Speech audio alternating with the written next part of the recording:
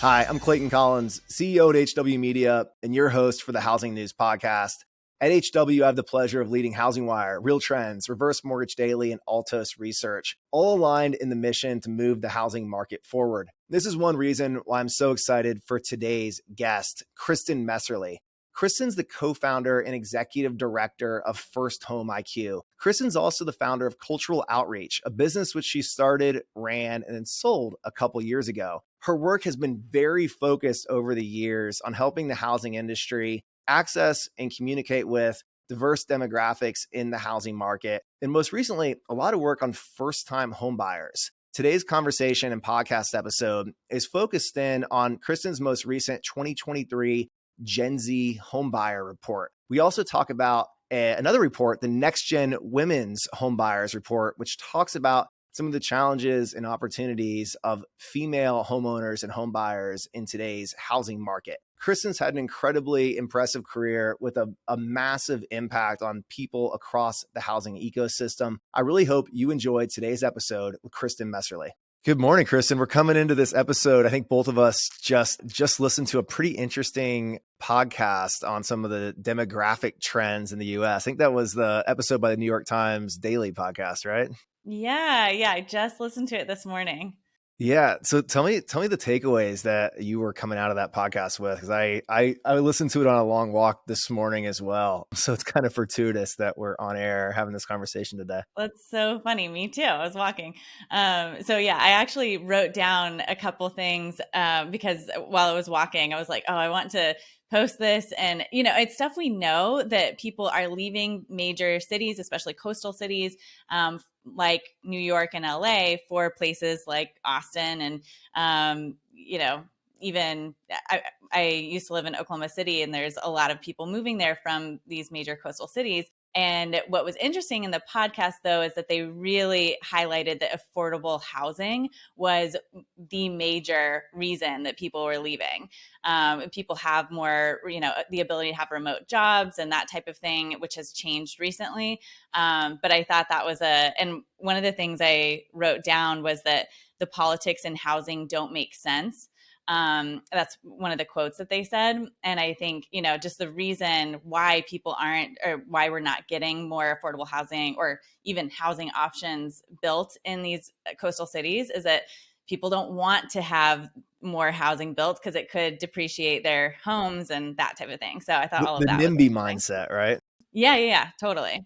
Some of that. And also just even like that you bought a house that was really expensive in these cities and you don't want to have more options that are going to increase supply and decrease the value of your home, It was an interesting frame that the host used. They interviewed different first-time homebuyer type, like age range people on like their decisions to leave or stay in major cities. So I believe they'd interviewed a younger, like early career woman who was like from New York, born and raised in the city, and made the decision to move to the Southeast US because it fit the goals she had for herself in terms of like business ownership and home ownership. And then talked about like some similar scenarios in San Francisco and on the West Coast, and like kind of boiled those source conversations down, I think coupled with data as like a potential like brain drain issue from these like really hot coastal markets that I think, Kristin, like when you and I were graduating college and like the last generation, we like a lot of people looked to the coastal cities as like, hey, if you're ambitious, this is like where you go. And they're really pointing at like a potential change there and how that could impact the housing market, right? Yeah. And it's interesting to think, they, like you said, they were interviewing people like this guy from New York that moved to Minneapolis, and they're like, you can make the paycheck from a New York job and live in a place that's much more affordable where you can have a bigger home and not share a bathroom with somebody and whatever. So, but I think that those options are just now recently available. And so it's interesting to see how cities are going to evolve and, adapt to accommodate that. But there are options that are like much more available to people at a certain stage in their life. And I think if you're at a stage where you already have kids in school or aging parents, it's harder to leave your coastal hometown. I guess that cuts both ways. If you have, that might also be a reason you stay in like your small town hometown. But what I'm getting to is like you've done a lot of work, Kristin, on NextGen homebuyers and first time homeowners. So let's talk a little bit about your view of like who is the NextGen homebuyer and how does that relate to the story that you and I both just listened to this morning? Yeah, it has been really interesting to follow the data. I've started doing a NextGen Homebuyer Report annually 3 years ago.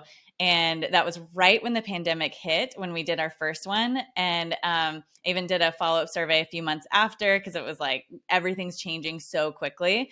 And we're surveying people between the ages of 18 and 44. So this last year, I segmented that out between Gen Z, young millennials, and older millennials. And really didn't see much of a difference between young and older millennials, but seeing a big difference between Gen Z and millennials, which is why recently, just a few days ago, I launched a Gen Z Homebuyer Report from some of that data and also did a follow-up survey a couple months ago. But it's been the areas that have come up consistently and I've kind of started to drill into to follow in the recent surveys is that financial literacy and education has been a huge part of this, or what people value, because people are feeling like they don't have support or access to quality education around their personal financial situation.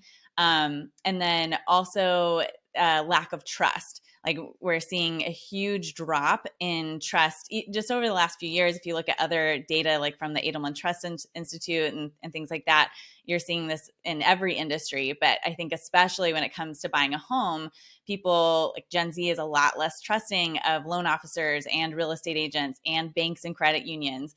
And so the distrust and education piece, I think, and the affordability factor are some of the big areas that have come up consistently over the last few surveys.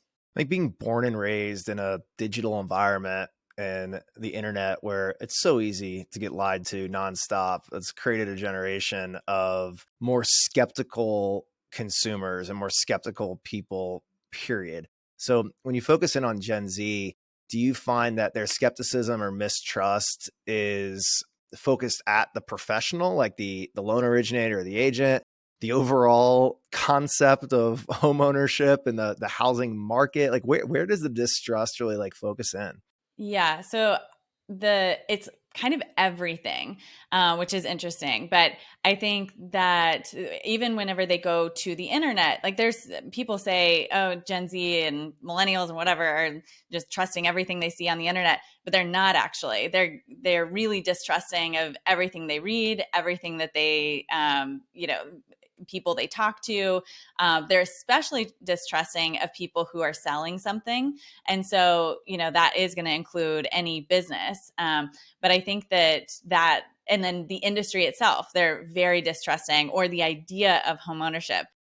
So while the vast majority of the survey respondents in Gen Z said that they still wanted to buy a home someday, very few said that it was because of, or that they were much less likely to say it was because of financial reasons, like the benefit of homeownership. And I think, it was 1 in 3 said that they weren't sure whether buying a home was the way to build generational wealth, which is a pretty new, I think people are starting to think, like, is this the right thing for me? Is this the way that, we've just done things in the past, but the world is changing so quickly. We have much more flexibility, like we talked about, the remote jobs, all of that is impacting whether or not they are feeling confident about their home, buying a home, being a good investment for them. It's really interesting. I've heard some research from 1000 Watt. Are you familiar with 1000 Watt? Yeah. So they've done some survey work on trust as well. And I know they had a finding. I think there was an initial like assumption that real estate agents on reality TV would be a negative thing for the real estate profession. And you see all like the drama and behind the scenes, like reality TV style Bravo shows that like wouldn't be good for the profession. But for millennials, that actually did create trust. And over the years that there's been all these new reality and like home flipping shows on the real estate industry, people feel like millennials felt like they understood the professional bit better and had a vantage point that helped them build trust. Does that seem to be playing out? Like the Gen Z is just different. Like the millennials had like something like front and center that helped them build trust. And now the internet and other forms of like entertainment media are like harming trust for this next Gen Z buyer. Yeah, I don't know if it's harming trust as much as like transparency does help people move forward. And so I think that's what that did for millennials, seeing what it looked like for people to buy homes. And what has happened with a lot of first-time home buyers is that they just don't move forward because they don't know what to expect. They don't know what, I think it was like 1 in 5 said that they weren't confident in any step of the home buying process. So there's like just an overall fear that once they move forward, they're not going to know how to make a right decision. And lack of support, like I said, was something that came up really big with Gen Z, is that they weren't sure that they had the support they needed to make smart financial decisions. So I think that, I'm not sure that that's like hurting trust, but I think that the overall I don't know, maybe it is. I mean, I think we're seeing distrust drop across every industry, from like government, healthcare, pharmaceuticals. I mean, even nonprofits and churches, all of that is dropping significantly. So maybe it is some of that, but I do know that Gen Z we're in an influencer economy where people are following individuals and watching what they did as a consumer or as an expert. And I think that's where people are getting traction with reaching Gen Z. Yeah, it's the influencers are able to take a whole different tactic of transparency and let people into their lives in a way that builds trust over the long term. It's a fascinating trend to watch. Kind of coming back to the survey on Gen Z, how are you defining, what is the age range right now? And I'm kind of asking through the lens of, for a long time, we heard that millennials were never going to buy homes, but ultimately we had to remind ourselves that most millennials were still under their parents' roofs at that time. So they grew up and they did. So I'm kind of curious about how like that trend that we learned in the millennial timeframe may or may not apply to the age range that we see Gen Z folks in today. Yeah. So the age range that we're looking at with Gen Z is 25 and below. Okay. And I, for this purposes of the survey, capped that at 18 because 18, they're an adult or whatever. So we looked at 18 to 25 for Gen Z. And I think that, and we compared them with the data we had on millennials too, which were 25 to 44. But I think that there are Gen Z that are buying. And I think that one of the big values that we saw with Gen Z is financial security and stability. And so I think that that's a huge opportunity to be able to go to Gen Z, who they want education, they want more support, they want financial security, but they are not sure whether buying a home is a good way to build wealth. They're not sure whether buying a home is going to be a good investment for them. So then, I just see a huge opportunity there. Yeah. So how should the housing industry, the mortgage and real estate professionals out there take the knowledge that you're bringing to the surface here about the next Gen Z homebuyer population to help this group out? I think that there has to be, you have to look at your customer experience from the very beginning, whenever you get a lead, all the way through post-closing, and see how you're walking them every step of the way, from immediately whenever you get that lead to like sending them your reviews and an intro video and just hyper personalizing the experience. So a lot, like the data that we've gathered is showing that people want to, again, they want that support, they want the education, but they are not interested in working with someone who is a salesperson or is going to like sell them on something or feel like they are the authority in some way. They want someone to be able to be an expert on their team, and so look at your customer experience. And then also, I think leveraging the like younger people to be influencers in your, whether that's, at a mass scale or just within your company, to bring that kind of education in a way that Gen Z is going to digest that and actually, consume it. So that takes a huge shift, but there's a lot of companies that are helping people with this. And I think it's really important that you are making that shift and being able to reach people where they are.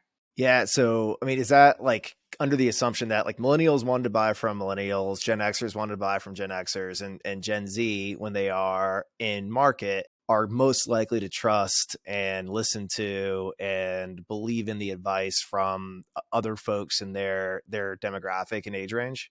I actually think that it's not necessary that you have someone their age that are walking them through the process. I think that having people their age that are delivering education, like through TikTok or through education materials, that can be a really great way to build trust through marketing and outreach. But then beyond that, having loan officers and whoever, I don't think that is like they're going to trust then someone who's authentic with them and is going to provide personalized advice to them. It doesn't matter what their age is for that. That's helpful. So like the whole company does not need to necessarily shift in terms of workforce to match the Gen Z demographic, but there does need to be a voice and spokespeople and social presences from educated, informed housing professionals that can help educate and inform this next generation of home buyers. Yeah. And that's exactly, I've been talking about this forever, that you want to reflect the market, especially in your marketing and outreach. That is important from any age, race, like whatever background. People want to feel like they are understood and are going to be understood in working with that company. And if they don't see themselves reflected, it's just less likely that they're going to build that trust, even if that's subconscious, So kind of thinking about the current messaging and marketing landscape in the mortgage world now, are there any practices that just have to disappear, like just that aren't going to resonate with this next generation of home buyers?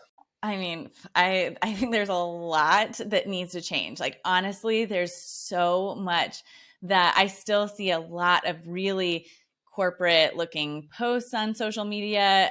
Still see, sales messages just absolutely need to go away. No one is going to, especially with Gen Z, but also millennials, and most people are not attracted to a company or not going to follow a company and listen to them if they're sending out sales messages, So I think, like I said, anything that is not educational and leading people to a personalized experience, that needs to shift.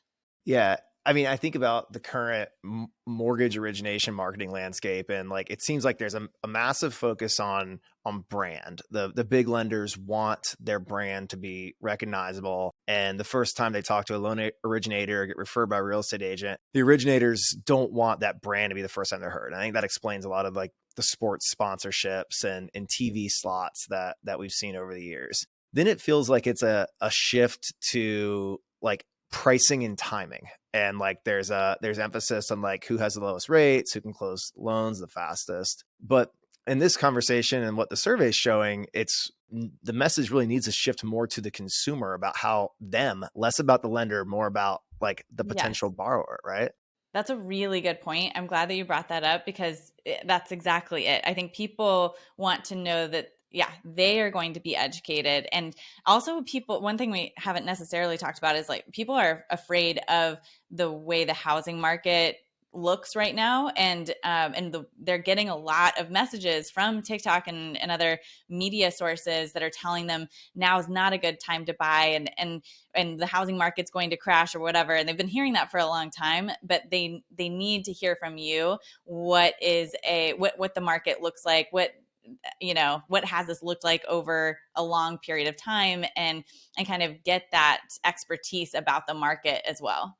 And we're talking about all this through the lens of like we need to recruit more Gen Z homebuyers to the market, but we're also looking at a market where we have like historically low inventory and some supply demand imbalances in most markets in the US. How do you think these Gen Z buyers are looking at this market today where affordability is highly challenged, both off of rate and home prices? Inventory is incredibly low, so it's hard to find the home, whether it's a single family residence in the burbs or a townhome in the city. Hard to find what you're looking for, and then manage expectations on top of that this home might not look like what you had on your dream board. Mm-hmm. I mean, I think all of that is stuff that needs to be talked about, and I think in the Gen Z report we found, want to say it was 39% of Gen Z said that affordability or having that was a factor in them not considering home ownership right now. And then 18% said something about that gig work or contract work was preventing them from buying a home. Yeah. And that requires education on like, this is how you can buy a home by being a contract worker. But anyway, all of that is a current barrier, and I think affordability challenges are clearly not going anywhere. But you can help set people up to be able to buy a home a lot faster than they are, because they just think that it's so far out there. I mean, I even thought this when I bought a home a couple years ago. I thought when I moved to LA that I would never be able to afford a home here, and partly because I owned my business, and it was like, but I just needed education it's funny because I worked in this business and delivered a lot of education, but it just, we hear so many different voices about how scary the market is. And then, but helping people, I've been talking about like telling everyone that you'll make a plan for them for home ownership, whether that's now or 10 years from now. And a lot of times it's a lot sooner than they realize, Yeah. It just takes advice and understanding that they don't have to save for 20% down, which I think is a message that is finally getting some legs. Yes. I don't know if you saw this, but in the Gen Z report, we saw that Gen Z were more likely to, I don't know how to phrase this, less likely than millennials to say that they needed 20% down. So it's really positive. It was still a lot of very high percentage of NextGen who were saying that they need 20%, but it's decreasing. So that's good. Yeah. One of the other things that stood out to me in the report was kind of the phrasing around if Gen Z or next gen buyers thought that housing would be a good investment. How do you think advisors should like speak to the necessity or not the necessity of your primary residence being thought of as an investment? And like I say this as a millennial who's benefited from amazing home price appreciation, all due to the timing of my generation. But I do, I didn't buy my first home as an investment. I bought it as a place because we like had just had a kid and like I needed a place for my family to grow up. Yeah, no, I think there's two different things. One is I do think it's important to educate about the history of the housing market and where we expect that to go, and do it in a very realistic way, because I think we have to be real that like, housing prices may not appreciate the way that they have in the past, and I think talking about that is important so that people can have some level of expectation, but be able to see here's what because what was really influential for me was to look at the rent versus own and cost over time, and to realize like what this looked like over 5 years or whatever.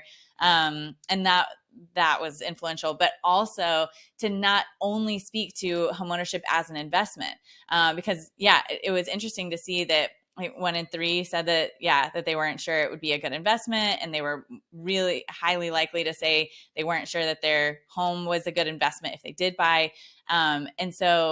But they still want to own a home. And for me, buying my home brought a lot of stability, like improved mental health. It improved my feeling of stability in my community. There's a lot of values to owning a home beyond the investment piece that I think needs to be talked about too. I'm rocking I just voted in Dallas County shirt. I actually vote in school board elections now. I'm in the community. There's something to be said for that sense of community.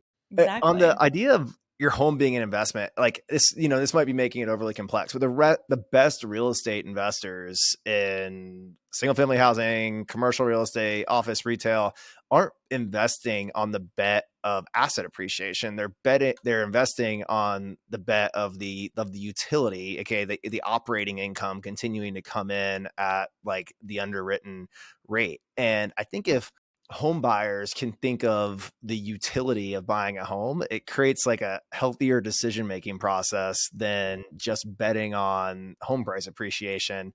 And the utility isn't literally just a roof over your head. It's also the benefits of principal reduction through paying your mortgage each month. So like there's a lot of levers to like home ownership being a really powerful tool.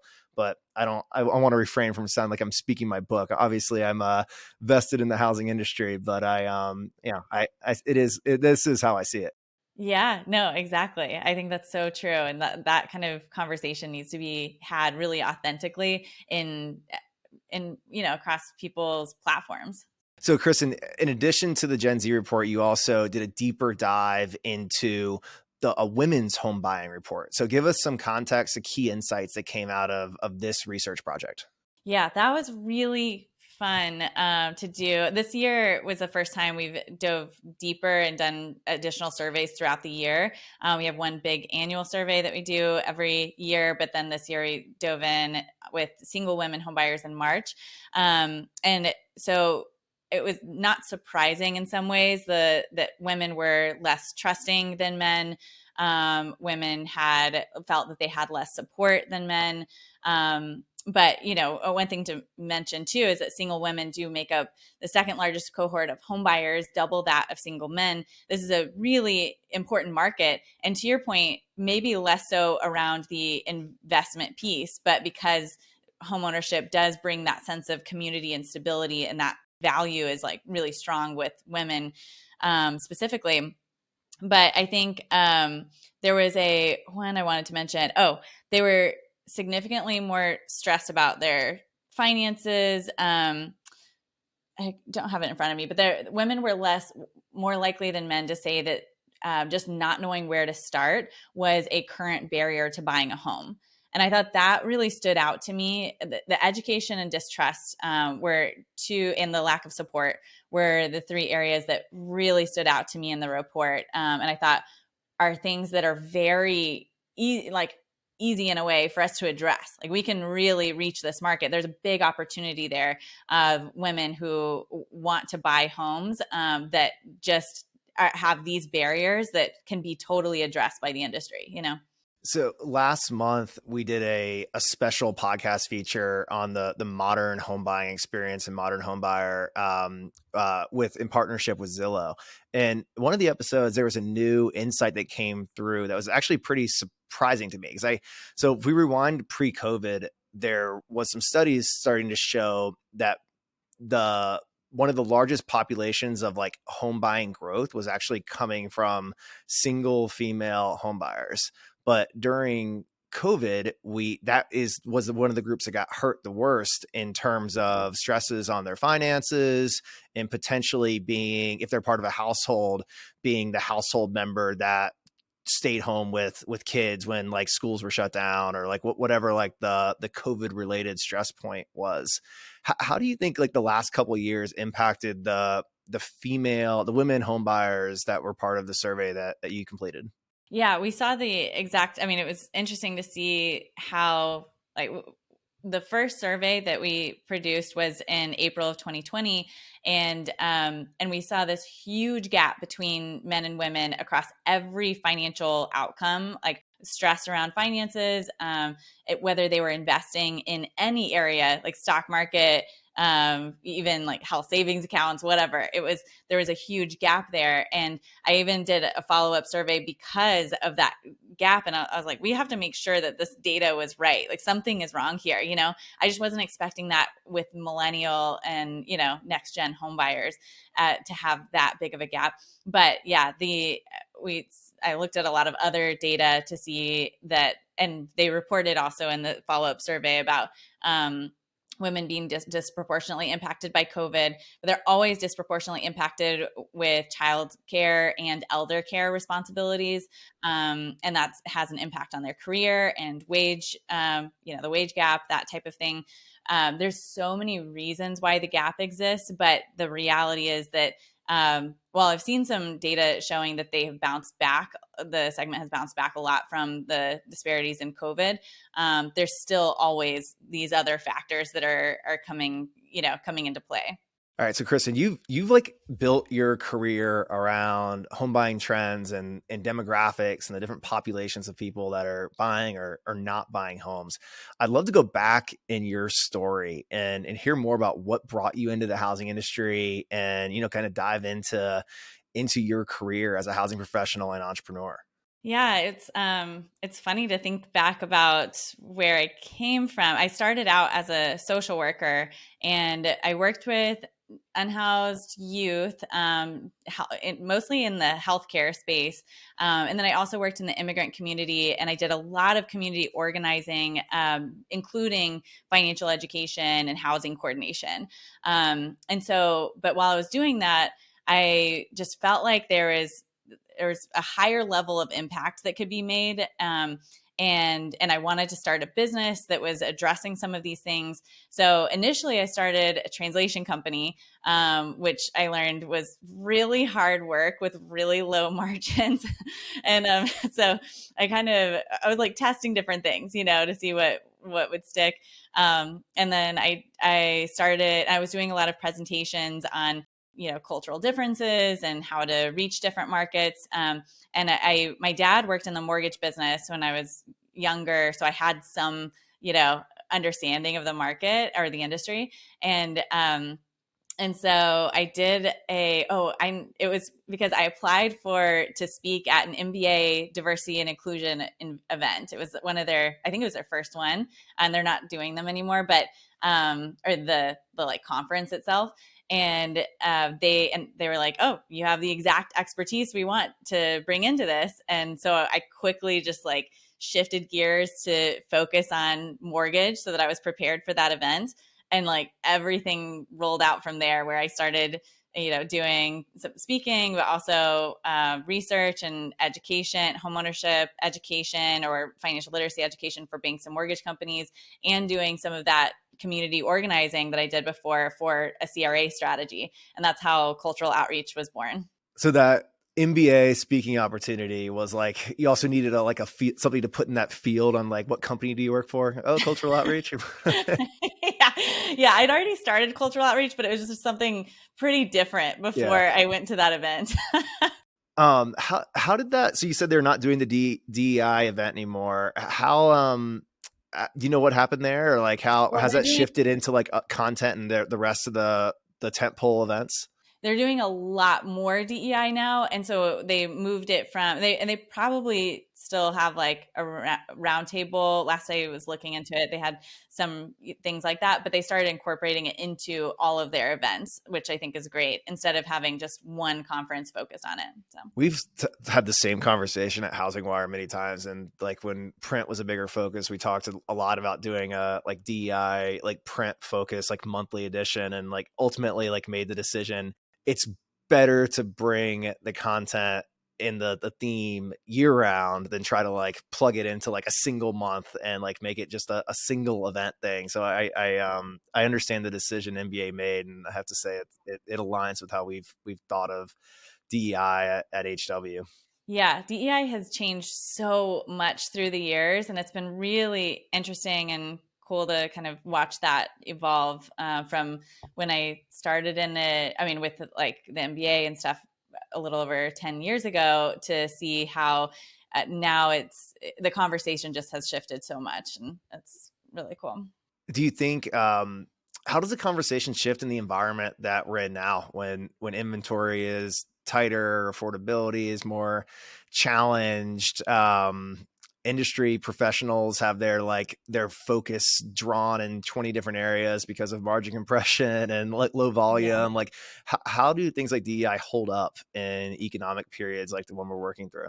I mean, I think I always, I guess, say it's more important now than ever or whatever, but looking at the market now, people are looking for new channels of business too, whereas a year or two ago, we just had so much business that it was hard to keep up. Like, I'm not going to look at any kind of specific channel strategies, and but now looking at how do we connect with the Latino market or Black Americans and be able to actually connect with them in a authentic way to build new business, like that is something lenders are actually looking at now.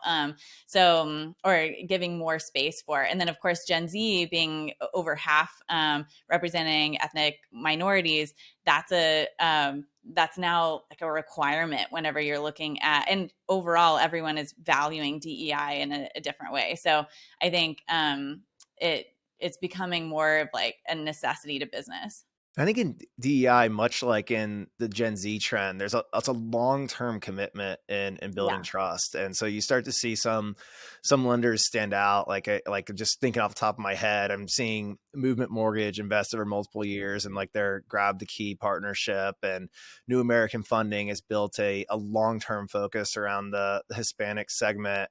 We're seeing different groups pop up that have long-term focus on serving veterans and other demographic communities in different parts of the US. Are you seeing any initiatives that like really stand out to you as like top tier and helping make the housing ecosystem more inclusive? Yeah, I mean, I definitely would have brought up Movement and New American Funding. I would forget all of them right now, but one thing I thought was interesting is that I am seeing new lenders pop up that are focused on specific segments. There's two in particular that have recently launched that are focused on the Latino segment, and it's because they can authentically reach them. The CEO and founders are Hispanic and Latino, and they are, like focused there. And I think that this has to be something that, like, I don't think lenders who are just looking for the quick revenue opportunity are going to do well in those markets. And it has to be a long-term commitment where they're actually investing in those communities. Long-term and authentic and education focused. So Kristin, you brought up financial literacy and education a few times. Can we use that as a bridge to learn more about what you're working on today? Yeah, very excited about what I'm working on today. So I sold cultural outreach to NAMMBA a couple years ago, and have worked in with some fintech companies over that time period, and just very recently found what I'm really passionate about. I'm still doing some like consulting and research and that type of thing, speaking, but we've launched a nonprofit, FirstHome IQ, with Dave Savage and Todd Bookspan. And it is focused on educating high school and college students, or Gen Z overall, so anyone under 25, on homeownership. So we're creating financial literacy and homeownership education materials through online courses and a curriculum. And then we're also leveraging people in the industry to deliver that education or presentation materials on site to classrooms, colleges and universities, and community organizations. So you're only a few months in with FirstHome IQ now, but tell us more about activation. I'd love to hear about like how industry professionals are actually taking the content and going into their communities. It's been so interesting. I just gave an update to some of our donors and realized that I'd done over 75 meetings with industry professionals just over the last couple of months.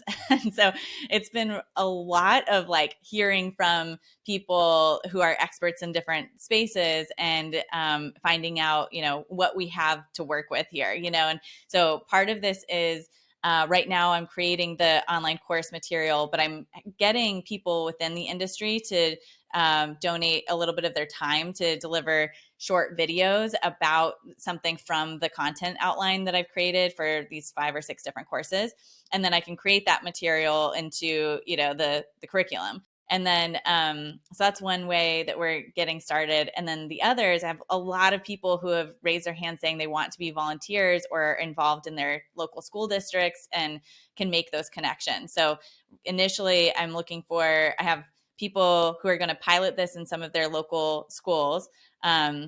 But I'm also looking for people now who are connected with their local school districts or a community organization. Like I'm connected with Big Brothers Big Sisters here in LA, but that type of thing where we can start those conversations and get those classes set up so that we can start. We'll do a presentation with someone from the industry delivering that, and then get them to adopt the curriculum potentially, or at least direct the consumers back to the curriculum online. How do industry professionals think about getting involved? And like 70 presentations is amazing. You're reaching thousands right now. So like, let's use this intentionally, Kristin. I know that we have a lot of brokers that listen, and like, independent mortgage brokers make the choice. Like they can do what they want to do and like get involved. Other folks are part of large corporations who, might feel like they have a little more red tape to step through before like getting involved with a nonprofit. How does that work? Like, how do industry professionals think about being involved with FirstHome IQ? Yeah, I haven't had anyone talk about red tape yet, but that's a good point. I think that a lot of people want to give back, and that's been really cool to experience and see. And this is what we want from FirstHome IQ. We don't want me or us to be delivering the education. We want the industry to be making this change. And delivering education to the next generation. So there's a lot of people who are saying, yes, I'm ready to deliver, this presentation once a quarter or once once every semester or something like that. But then I've also started conversations with corporations, and I'm definitely looking for those corporate sponsors who are interested in being real partners, to deliver the education to throughout, have their company invested in doing some of that volunteer work as well, or and donating dollars from the loans that they produce as well. So tell us a little more about the curriculum. Like where does FirstHome IQ start and stop in terms of financial literacy? It's changed a lot as I've been going along, and still very much in development. But I do have and if anyone is interested in reviewing the outline of the curriculum, I've gotten I think over 20 people within the industry giving feedback on that outline, which has been cool. But it starts with basic financial literacy, understanding what credit is, what debt is, like how to save, how to budget, those types of things. We don't want to go so in depth with financial literacy, but there has to be a foundation there. So that's what has expanded since I first started the development, is getting into laying that foundation. And then of course there's like understanding when to rent versus own, and then what the process of homeownership or buying a home looks like, and then walking people through that process, and even post, like having conversations with roommates and how to actually build wealth through homeownership as well. So we're trying to take people from start beyond finish, but laying that foundation for financial literacy is really important. All right. So Kristin, continuing on the theme of education, you've partnered with HousingWire to bring a new video series to market. Tell us a little more about Inside Voices, the objective, the types of guests, and how people can check this content out. Yeah, this has been really fun, and I'm excited to continue to expand this. Inside Voices, the focus is on understanding how to leverage financial literacy as a competitive advantage. So it's like partly highlighting young influencers who are delivering financial literacy education, and you're learning a little bit about that, but also learning about the Gen Z consumer, at the same time. So that's kind of twofold. And then also talking with people who are educating people through TikTok and Instagram and that kind of thing as a loan officer, and hearing from them how they're leveraging education online to reach those segments and some of the benefits and like the ways that they're doing it. So it's been really interesting, and we'll continue to expand what that looks like. But the focus is on the financial literacy piece. And your most recent episode was with Shivani Peterson, who's built a prolific following on social with that education first mindset. Has there been anything from Shivani's interview or from your other episodes that really stood out to you as a learning, and something that you'd want to communicate again and continue to reiterate to our audience of housing professionals? Gosh, there's been so much I've learned through these episodes. I actually just started going through and creating clips of them so that I can share those, because I think there's just like, big points in there.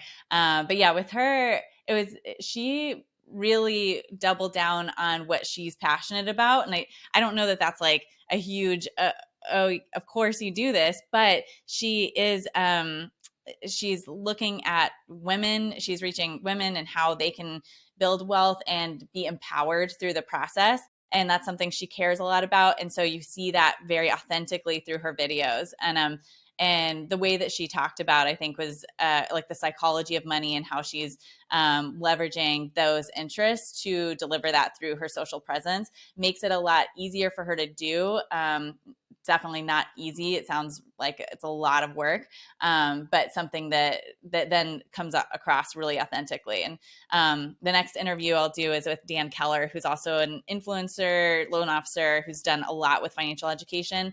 And he talks about this too, like leveraging how he's communicating from the heart in a lot of the ways that he does this. And I think that's really key to being able to build a quality following. And if you want to check out Inside Voices and podcast episodes like this housing news episode, check out HousingWire's YouTube channel for all the video content of these conversations. Kristin, if anybody wants to check out your homebuyer surveys or learn more about first, oh my gosh, I'm going to mess up the name, FirstHome IQ, where should they go? It's really easy. NextGenHomebuyer.com is where you can look at all of the past research that I've put together. And then FirstHomeIQ.com is where you can go to learn more about the nonprofit. Working on the website, so it may be, just forgive me for what's on there right now, but would love to have anyone's involvement and really either of those, bringing more research to the industry and bringing more education. So I think the startup lesson of if you're not embarrassed by like the first iteration of your product or website, then you waited too long, applies to the nonprofit world. I'm very 100%. Much a subscriber of good and done is better than perfect and not. So I am sure the FirstHome IQ website is more than enough for this first launch of this brand new, perfectly mission aligned nonprofit. Kristin, thank you for your time today. Thank you so much.